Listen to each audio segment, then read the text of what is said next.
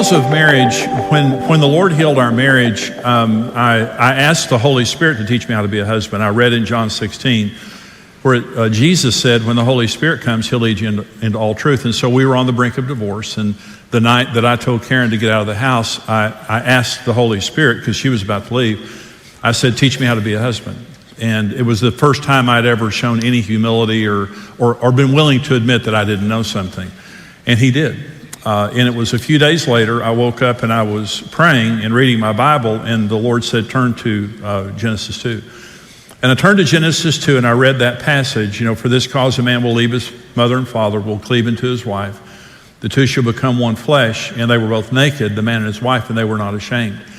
And it didn't mean anything to me. I mean, I read it, I just looked at it, and the Holy Spirit said, just keep reading it. And I kept reading it, and it just didn't mean anything to me. And then all of a sudden it just unpacked. And the Lord showed me that there are 4 laws of marriage. And what I realized was I was breaking all 4 laws. Of all the 4 laws, I hadn't done anything right. And that's the reason that we were failing in marriage. Listen to this. From the very beginning, God told us the laws of marriage. Listen, when God created Eve, immediately when he was finished creating Eve, he spoke those words. The laws of marriage were present. When God created the earth, he created laws to govern the earth. Laws create order, safety, and predictability. Without laws, there is no order, there's no safety, and there is no predictability. And that's the way most people feel today about marriage. It's just a crapshoot. Am I going to succeed? Are we going to be able to succeed in marriage? And so you don't know. You get married, you just hope that you do. But you don't have to be lucky. It's not for a lucky few. Every single person can succeed in marriage if you follow the laws. Law number 1 is the law of priority. It has to be first. Marriage has to be first. It has to be before your kids, before your work, before your friends, before social media, before sports, before everything else, in real terms. It can't be second. For this cause a man will leave his father and mother. And by the way, there's a reason that we know that God didn't speak that just for Adam and Eve. They didn't have mothers. Adam and Eve are the only 2 people in the history of the world without belly buttons. Is that not profound? Aren't you glad you came to XO just to find that out right there? And so they didn't have mothers. Why would God say that a man would leave his father and mother when they didn't have mothers to leave? That was not a specific statement to them. It was for all people of all times. The law of gravity doesn't care who you are. You jump off the house, you're going to get hurt. Doesn't matter what your name is, doesn't matter what your age is, nothing matters except the law of gravity is a law. It is good to those who honor it, and it's bad to those who don't. The laws of marriage, it doesn't matter who you are, it doesn't matter where you've been, it doesn't matter what your past is like. If you honor the laws, marriage is going to be wonderful for you. If you break the laws, they'll break you. And we broke every one of them. The second law is the law of pursuit. You have to work at it.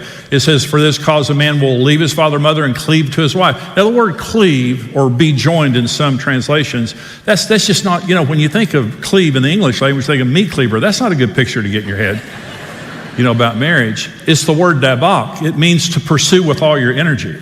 God said, if this relationship is going to work, that you have to work at it with all of your energy. Marriage works when you work at it. And this is what I'm going to talk about in this message is the law of pursuit. The number 3 law is the law of partnership. They two shall become one.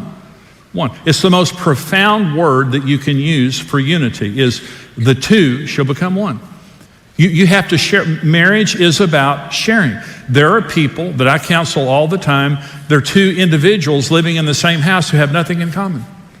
They don't share anything. They may share children, but they don't talk a lot about the kids or pray about the kids. They're just 2 individuals. God created marriage to share. We share our lives together. The number 4 law is the law of purity. It says the man and his wife were both naked. The word there is arom. They were mentally, emotionally, physically, and spiritually completely exposed without any fear whatsoever until they sinned. And the instant they sinned, they began to hide themselves from God and each other because you can only be intimate in an atmosphere of safety.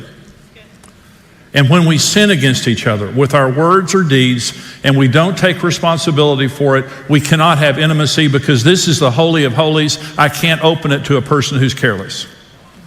And the way that you fall in love, by the way, when you were young and dumb and you fell in love, you naturally keep all 4 laws. The laws create love.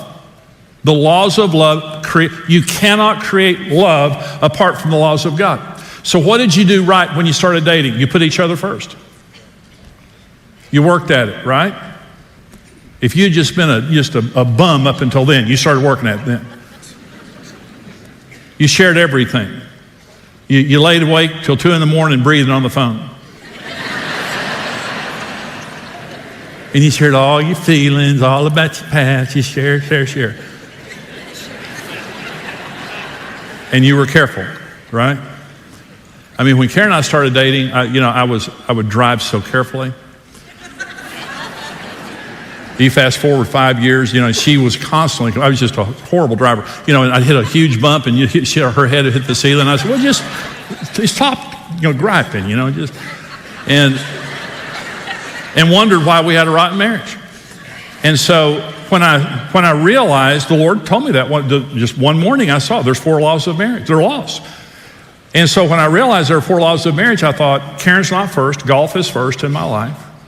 I resent having to meet her needs and work at the relationship. A lot of people have a romantic misconception that if you marry the right person, that you shouldn't have to work at it. Well, let me say, if chemistry makes marriages work, why are the Hollywood marriages the worst marriages on earth?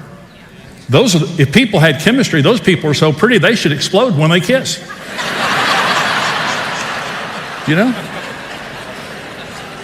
Chemistry doesn't make relationships work. Work makes relationships work.